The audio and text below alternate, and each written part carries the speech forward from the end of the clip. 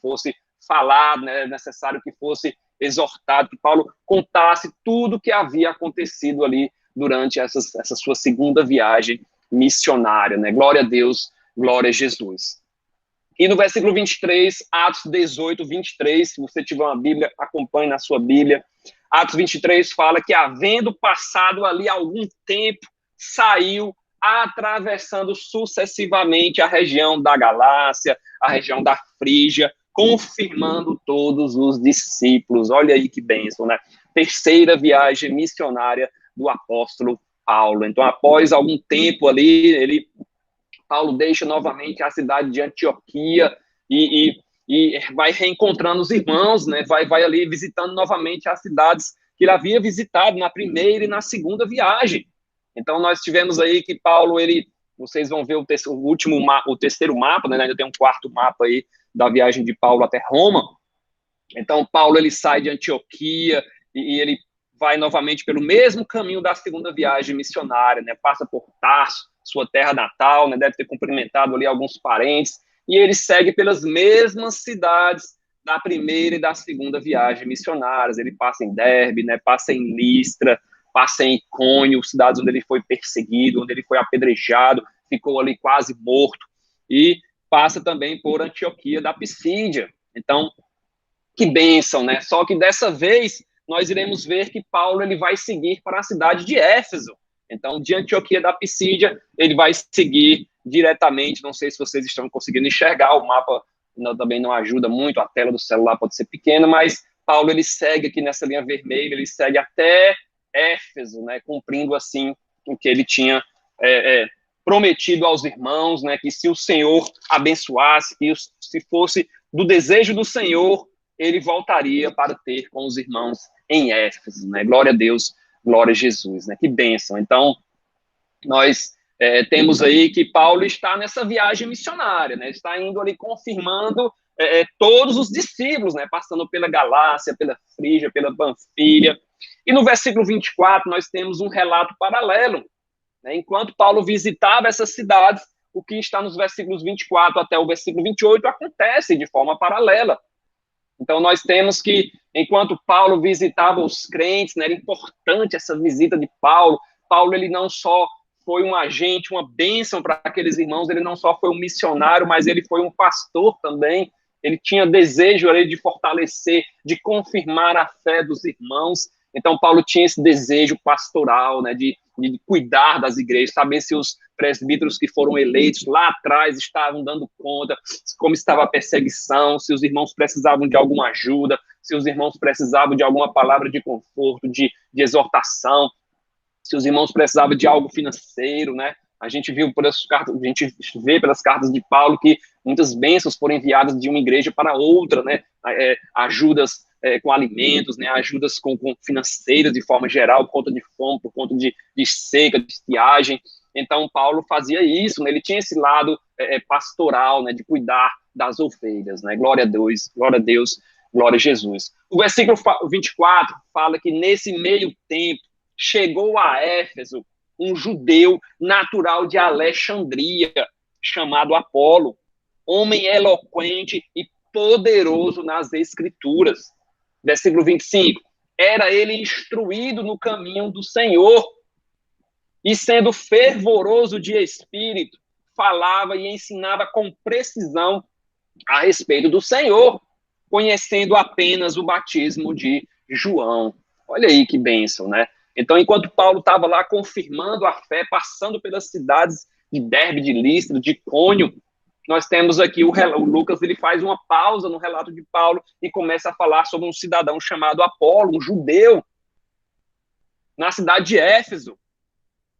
Um homem chamado Apolo chega a Éfeso, capital. Éfeso era a capital daquela região ali que era chamada de Ásia, aquela região que fica Éfeso. Hoje nós temos que a Ásia é todo um continente, mas naquele tempo aqui de Paulo, nesse tempo aqui, a Ásia era apenas uma pequena porção da atual Turquia. Então, Apolo chega ali em Éfeso, ele era um judeu, né? Éfeso era um importante centro, uma cidade comercial muito importante ali daquela região, a mais importante daquela região da Ásia, Ásia Menor, uma população de mais ou menos 300 mil habitantes, né, que não é muito para hoje, mas naquela época era muita coisa.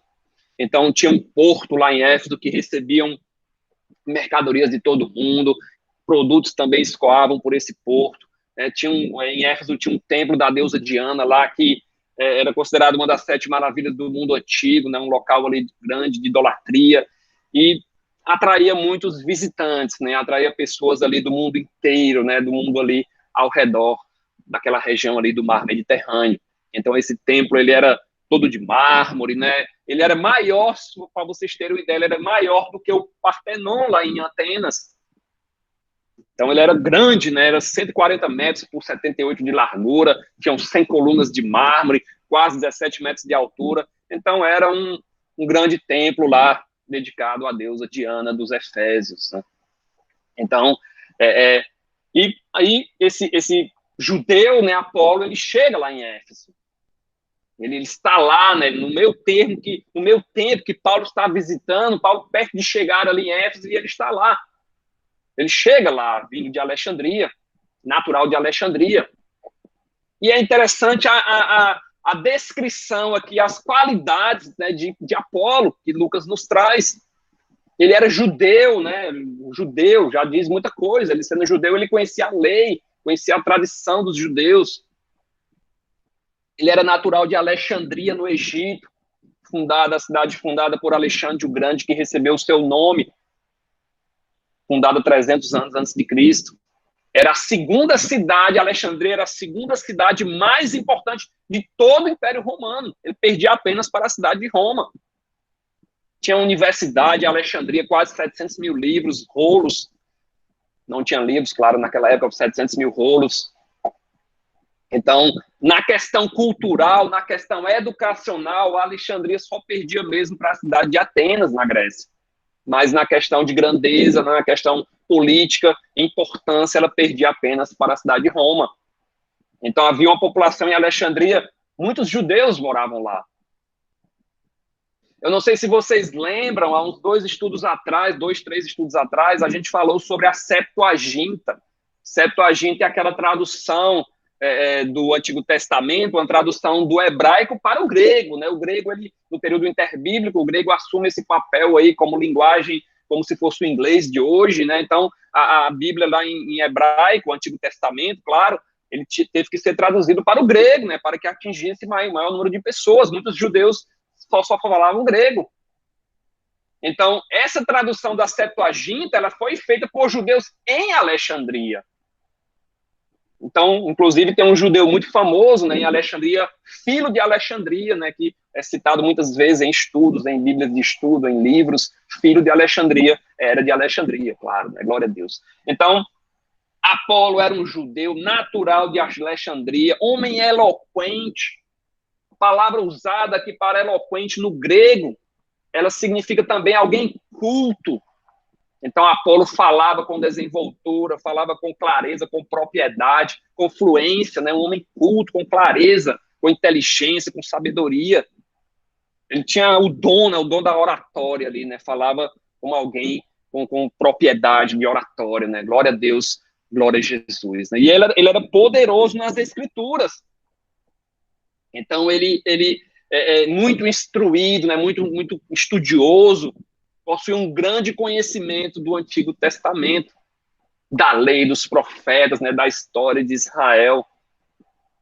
Então, ele era assim, era um homem eloquente, um raciocínio rápido, inteligente, estudioso, boa memória, né, para lembrar das Escrituras, claro, e ele era instruído, como diz aqui no versículo 25, instruído no caminho do Senhor.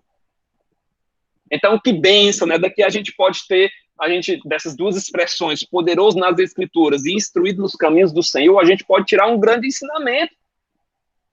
A pessoa pode ser poderoso nas Escrituras, mas não ser instruído nos caminhos do Senhor. Por exemplo, Satanás, ele é poderoso nas Escrituras, ele sabe as Escrituras, mas ele não é instruído nos caminhos do Senhor. Que bênção, né? Que nós possamos ser poderosos nas Escrituras e instruídos no caminho do Senhor. Crentes no Senhor, né? que não só estudem as Escrituras, mas que pratiquem, né? Que tragam as Escrituras para a parte prática, né? Para o viver.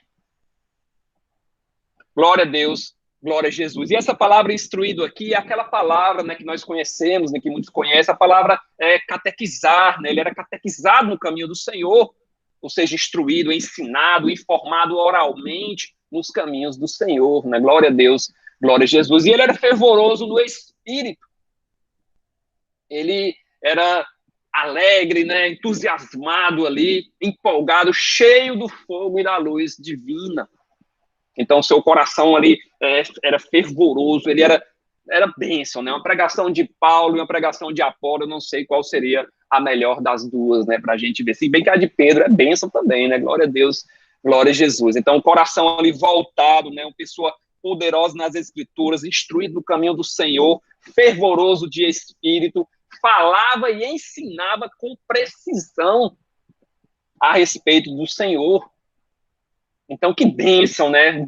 Outras traduções trazem que ele falava e ensinava com diligência, ou seja, com cuidado, né? Com zelo, atento ali. Então, esse era o currículo de Apolo, segundo o nosso escritor Lucas, né? O escritor de Atos dos Apóstolos. Que bênção, né? Que homem tremendo aqui, né? Que descrição maravilhosa, né? Muitos hoje em dia são fervorosos de espírito, mais fracos no conhecimento das Escrituras. E outros já são conhecedores das Escrituras, mas pouco fervorosos do Espírito. Então, Deus, existem todos esses tipos de pregadores, né? Então, o Senhor usa cada um conforme o seu querer, conforme o seu agir. Mas Apolo, ele juntava as duas coisas. Ele era fervoroso no Espírito e tinha um dom da oratória, né? Tinha o conhecimento das Escrituras e instruído nos caminhos do Senhor, né? Glória a Deus, glória a Jesus. Então, ele falava, né, com precisão a respeito do Senhor, empenhava-se na sua pregação, se dedicava a falar do Senhor com precisão, né? Porque não é só falar, você tem que saber os detalhes, né, para você não acabar não errando ali na sua pregação, as profecias. Que bênção, né? Essa palavra, eu gosto muito de procurar o significado nos originais, né, no grego. O Novo Testamento, claro, foi escrito no grego. Então, essa palavra precisão falava e ensinava com precisão a respeito do Senhor. Essa palavra precisão, do grego akribos, ela é também usada em 2 outros versículos bem conhecidos, Mateus 2:28. E enviando-os a Belém, disse-lhes, isso aqui é Herodes, né? Herodes o Grande enviando os magos, né? Os reis magos ali para Belém. E enviando-os a Belém, disse-lhes, ide informar-vos cuidadosamente, né? Palavra precisão, é a mesma palavra que é usada para precisão, akribos. Então, ide informar-vos cuidadosamente a respeito do menino, e quando tiverdes encontrado, avisai-me para eu também ir adorá-lo. Claro que Herodes não queria adorar o menino Jesus, né? Então, Lucas 1:3, Lucas apresentando ali o seu evangelho para Teófilo. Igualmente a mim me pareceu bem, depois de acurada investigação. Então, esse acurado aqui do grego akribos, né? Precisão, cuidadosamente. Então, Lucas fala que ele fez uma acurada investigação ali antes de passar tudo para o excelentíssimo Teófilo. Que bênção, né? Então, essas eram as qualificações de Apolo, né? Judeu natural de Alexandria, eloquente, poderoso nas Escrituras, instruído no caminho do Senhor, fervoroso no Espírito e falava com precisão. Mas existia um erro aqui, não é um erro, mas Apolo não havia sido inteirado ainda sobre Jesus Cristo. A única desvantagem de Apolo era que ele conhecia apenas até o batismo de João, até João Batista. O conhecimento dele sobre Jesus era pouco ou quase nenhum, quase zero. Ele deve ter ouvido apenas ali, apenas João Batista profetizar sobre Jesus, né? Quando João dizia que eu vos batizo com água, mas após mim vem aquele que é mais poderoso do que eu. Ele vos batizará com o Espírito Santo e com fogo. E eu não sou digno de desatar a correia das suas sandálias. Então, talvez Apolo conhecesse até aqui. Apolo estava pregando ali o mesmo que João Batista, que o Messias ainda iria vir. Ele fala de Cristo como alguém que ainda viria. falava sobre o reino do Messias, que era necessário o arrependimento dos pecados, a mesma pregação de João Batista. Mas ele não sabia que já tinha tudo acontecido. Glória a Deus, glória a Jesus, né? Que bênção. Versículo 26 fala que ele, pois, começou a falar ousadamente na sinagoga, lá em Éfeso, claro. Ouvindo-o, porém, Priscila e Áquila tomaram-no consigo e com mais exatidão lhe expuseram o caminho de Deus. Glória a Deus, glória a Jesus. Que bênção, né? Então, Áquila e Priscila estavam lá em Éfeso, né? Paulo os deixa lá e Paulo retorna para Cesareia, para Jerusalém, para Antioquia, e Áquila e Priscila ficam lá e esse casal vê, né? Eles presenciam ali na sinagoga Apolo pregando. Apolo não tinha conhecimento sobre a vida, os milagres, os acontecimentos, os ensinamentos, as parábolas de Jesus, sobre a sua crucificação, sobre a sua ressurreição. Ele não sabia nem do Espírito Santo, como a gente vai ver aqui sobre o dia do Pentecostes. Então ele pregava ali de forma ousada e Áquila e Priscila o ouvem. Então é interessante aqui porque eles veem o potencial desse obreiro, né, desse homem, desse judeu de Alexandria chamado Apolo. E eles investem, né, Priscila e Áquila investem em Apolo. E eles chamam ele à parte aqui, né, chamam ele ali de lado, ali, tomam ele consigo, como diz a palavra do Senhor no versículo 26, e começam a instruí-lo, né, começam a expor com mais exatidão o caminho de Deus.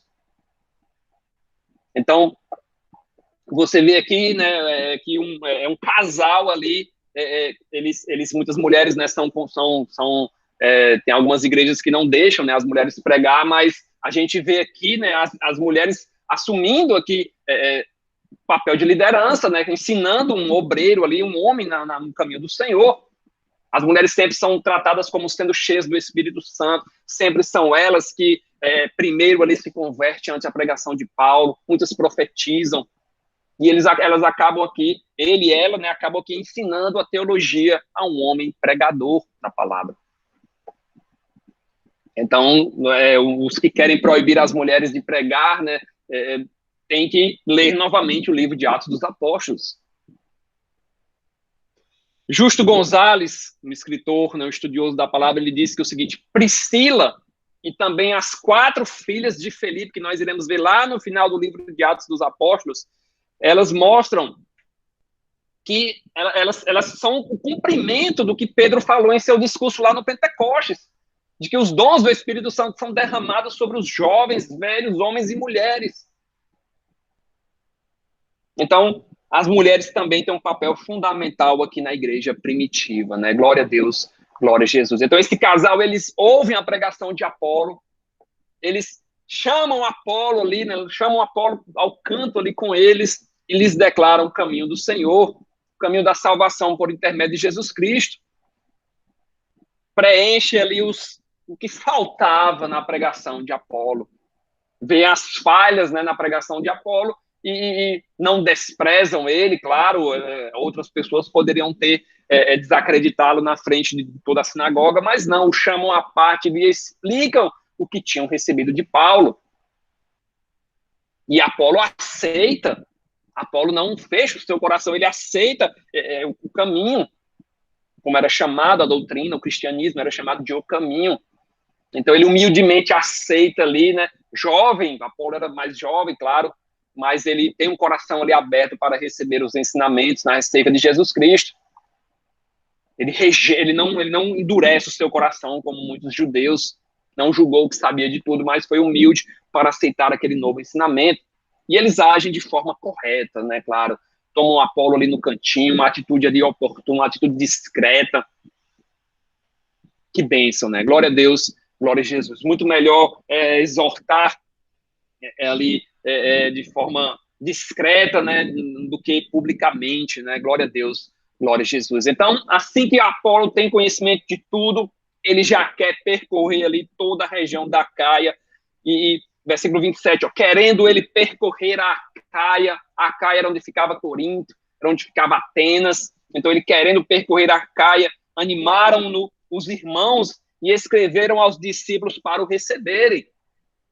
Tendo chegado, auxiliou muito aqueles que, mediante a graça, haviam crido. Então, logo que Apolo é inteirado aí de que o Messias já tinha vindo, ele deseja visitar outros crentes, principalmente os da região da Caia, como nós vimos. Então, e os irmãos se animam, né? Todos se animam ali, todos têm confiança em Apolo. Apolo demonstra ali uma confiança, uma vontade também de visitar os irmãos, de confirmar a fé dos irmãos. Enviou até uma carta de apresentação de Paulo para que todos o recebessem.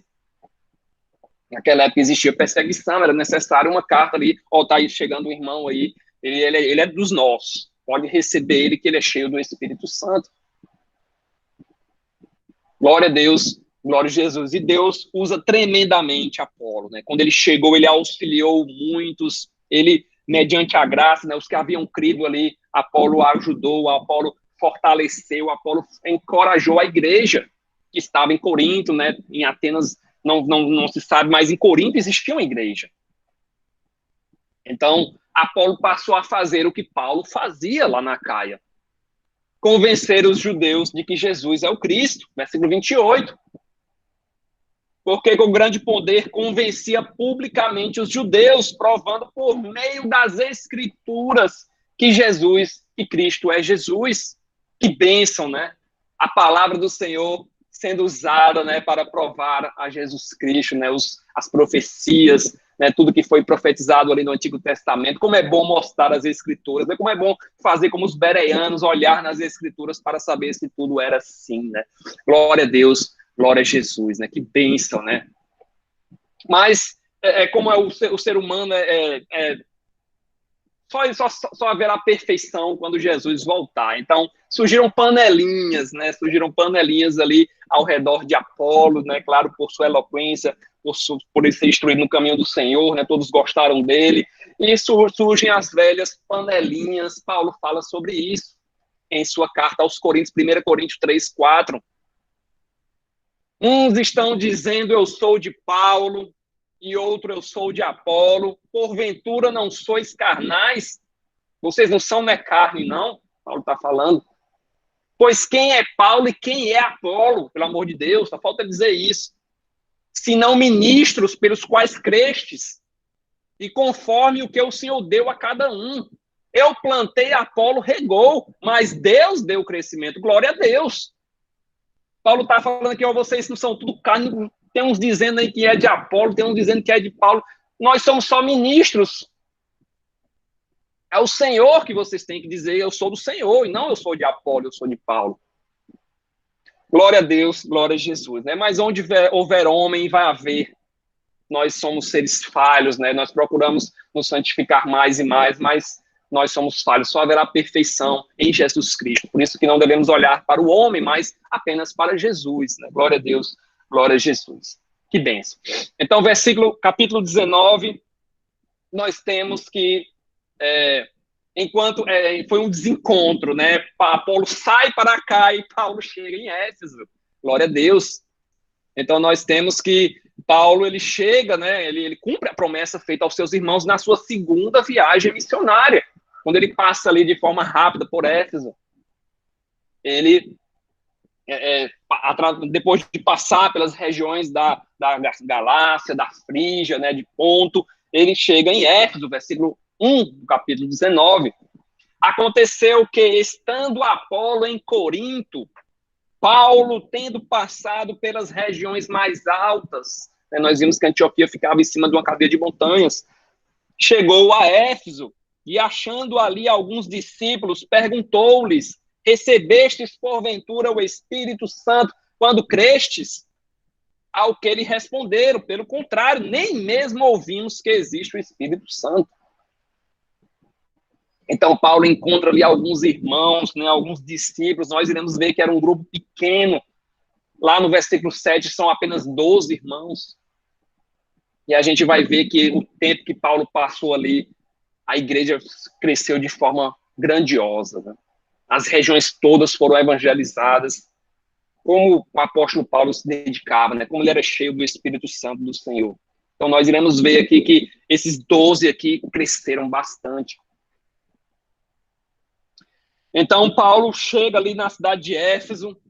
Então, Éfeso, detalhes mais sobre Éfeso, que nós não falamos muito sobre Éfeso. Éfeso era uma das principais cidades. Na verdade, já falamos um pouco, né? Tinha um templo da deusa Diana ali, tinha um porto. O templo da deusa Diana era considerado uma das 7 maravilhas. Essa cidade, ela era sede daquela, era a capital daquela região da Ásia Menor. Ela era tão grande, né? Falamos que tinha 300 mil habitantes. Ela tinha, inclusive, um tribunal, um senado, tinha uma assembleia do povo ali. Só quem tinha senado, tribunal, assembleia eram cidades maiores, como Atenas, Corinto, Roma. Também eram realizados jogos em Éfeso. Então, Paulo volta ali e permanece mais ou menos 3 anos, como nós iremos ver. Creio ainda que nesse capítulo 19. E a igreja em Éfeso, ela cresceu tanto que ela veio a ser a 3ª maior igreja no mundo conhecido, perdendo apenas para a igreja de Jerusalém e a igreja em Antioquia. De Éfeso, o evangelho se espalhou por toda a região, e igrejas foram estabelecidas, aquelas igrejas do Apocalipse, foi de Éfeso que saiu os missionários, que saiu os evangelistas para pregar nesses locais. Nós temos Laodiceia, né, temos Esmirna, todas as igrejas, as 7 igrejas do Apocalipse, foi de Éfeso que saíram os missionários para pregar. Paulo escreveu a primeira carta aos Coríntios de Éfeso. Em Corinto, ele escreveu a primeira carta aos Tessalonicenses. Em Éfeso, ele escreveu a primeira carta aos Coríntios. Problemas, né, que a igreja de Corinto estava enfrentando, inclusive já com Apolo, lá uns dizendo que era de Apolo, outros dizendo que eram de Paulo. Glória a Deus, glória a Jesus. Então, Paulo chega em Éfeso e Apolo já está em Corinto, né? Tanto que Paulo fala, eu plantei e Apolo vai regar aí em Corinto, né? Vai continuar o bom trabalho. Glória a Deus. Então, Paulo, ele não fica com ciúmes de Apolo. A gente não vê essa atitude do apóstolo Paulo. Porque devem ter falado, tinha um homem aí, um Apolo aí, que ele era bênção, né? Ele era instruído no Senhor, ele era eloquente, ele era poderoso nas escrituras, ele falava com precisão, ele era fervoroso de espírito, mas Paulo, ok, eu plantei, agora ele vai regar, deixa ele continuar o trabalho do Senhor, a seara é grande. Então, Paulo se alegra, né? Paulo faz se alegrar, glória a Deus, glória a Jesus. Ele fala sobre isso depois. Ainda na primeira carta aos Coríntios, né, capítulo 1, versículo 12 ao 17, ele fala que, quero dizer com isso que cada um de vós diz, eu sou de Paulo, eu sou de Apolo, eu sou de Cefas e eu de Cristo. Está Cristo dividido?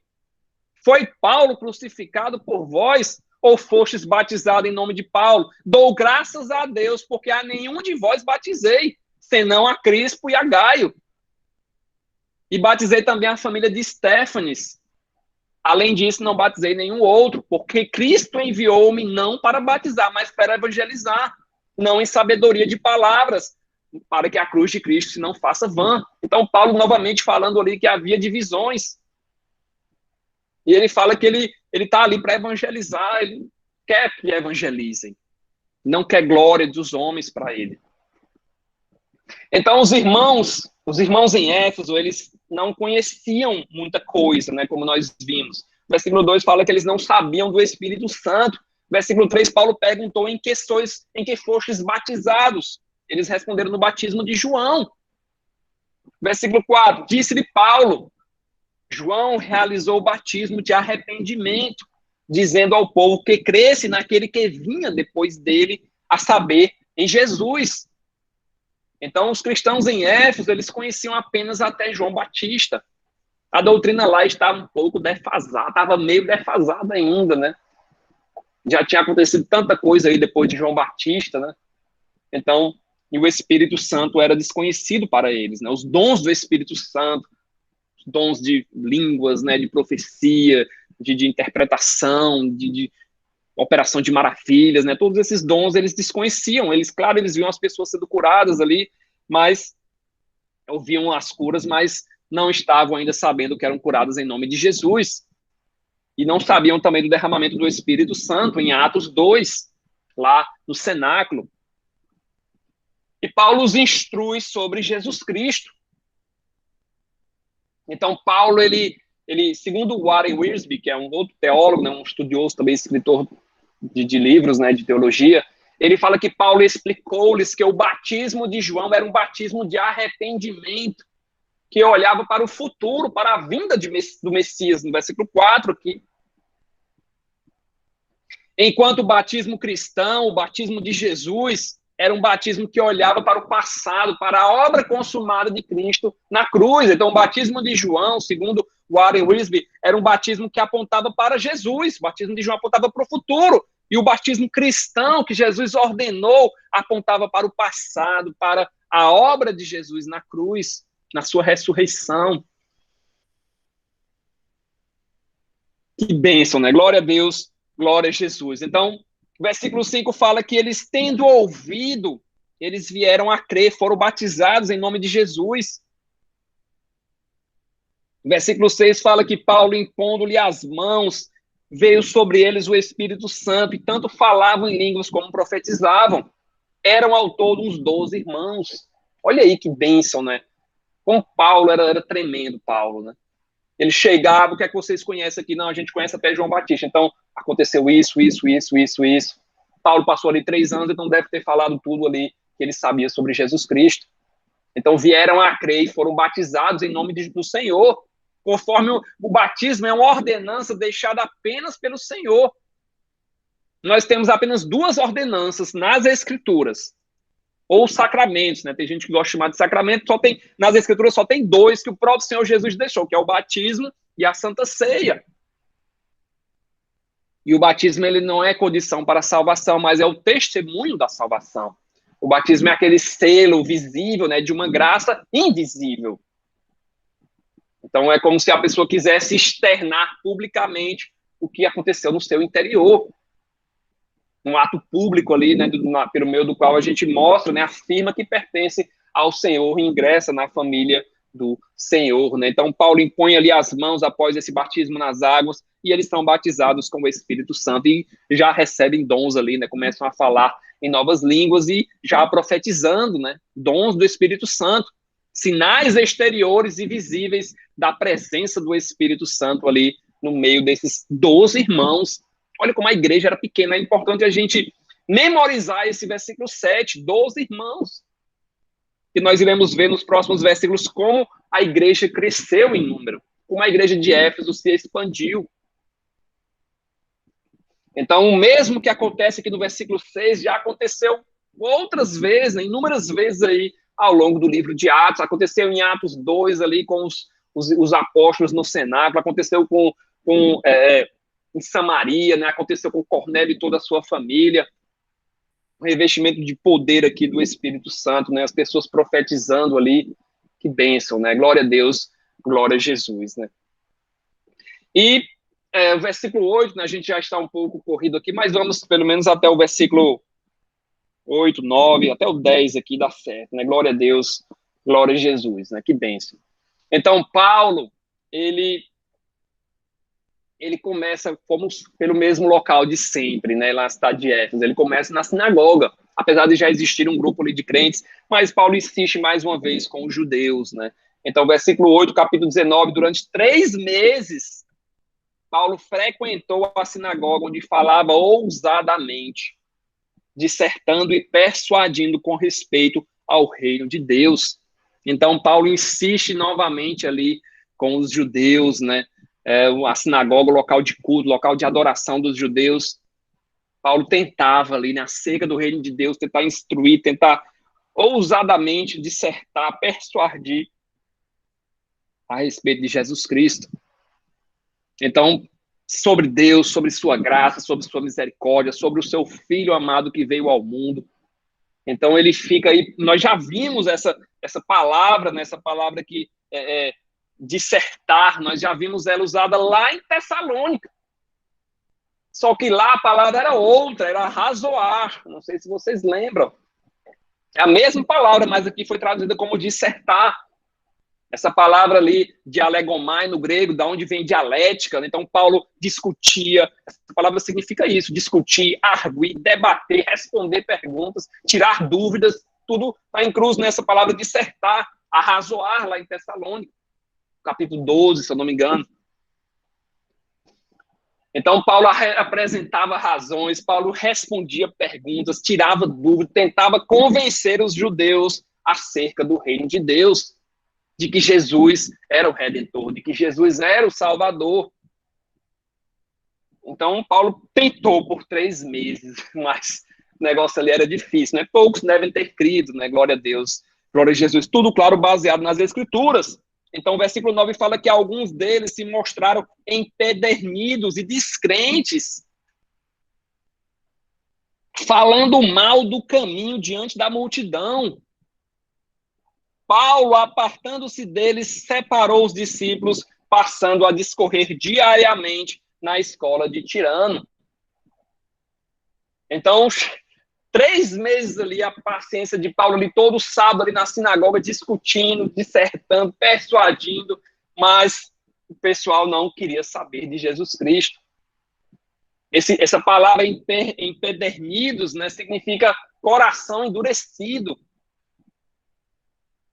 Então, é um tempo ali mais do que suficiente para que Paulo realmente desistisse, né? Porque começaram a falar mal do caminho, né, de Jesus Cristo, começaram a falar mal do cristianismo. Os que aceitaram, claro, Paulo separou ali, né? Separou os que aceitaram os discípulos e foi para a escola de Tirano. Não sei se vocês lembram, né? Mas lá atrás a gente falou ali sobre não me lembro qual foi a cidade, me foge, mas foi a cidade de Corinto, né? A cidade de Corinto, Paulo discernindo ali cidade de Corinto, capítulo 18. Paulo discernindo ali na sinagoga também, ele cansa e diz, estou limpo do sangue desses que estão aqui. Aí ele sai da sinagoga e entra na casa de Tício Justo, que era contígua a sinagoga, era a sinagoga aqui e a casa do lado, parede com parede. Então, já que vocês não querem, eu vou para outro canto. Jesus fecha uma porta e abre outra do lado. E aqui aconteceu a mesma coisa. Que Paulo sai da sinagoga ali, depois já estava começando a falar mal do cristianismo. Paulo sai da sinagoga e vai para a escola de Tirano. E lá ele tem mais liberdade, como nós iremos ver. Iremos terminar aqui nesse versículo 9. Então, lá ele tem mais liberdade na escola de Tirano. E lá não era só aos sábados, como era na sinagoga. A palavra do Senhor fala que era diariamente, ele discorria. Nós iremos ver no sábado qual era o período, né, que Paulo ensinava, tem até a hora, o horário que ele ensinava na escola de Tirano, segundo os manuscritos gregos, aí, uns manuscritos que foram achados, né, que não são da Bíblia, mas que foram achados ali, que mostrava o horário que Paulo ensinava ali na escola de Tirano, que era das 11 às 4 da tarde, que era o horário ali que ninguém trabalhava, porque o sol era muito quente, o pessoal ficava cansado, ficava quente, né? Ficava estafado ali, todo mundo ia para casa, tirar uma cesta, e Paulo ensinando. Que bênção, né? Glória a Deus, glória a Jesus. Então, onde fecha uma porta, o Senhor abre outra, né? Abriu em Corinto e agora abriu na cidade de Éfeso, né? Glória a Deus. E Éfeso vai crescer bastante, como nós iremos ver, né? Éfeso vai sair de 12 homens para uma igreja, a terceira maior igreja do mundo então conhecido, uma igreja evangelizadora, uma igreja missionária, por conta do trabalho aí de Paulo e de todos os demais também, né? Glória a Deus, glória a Jesus. Jane, você vai fazer uma oração para a gente?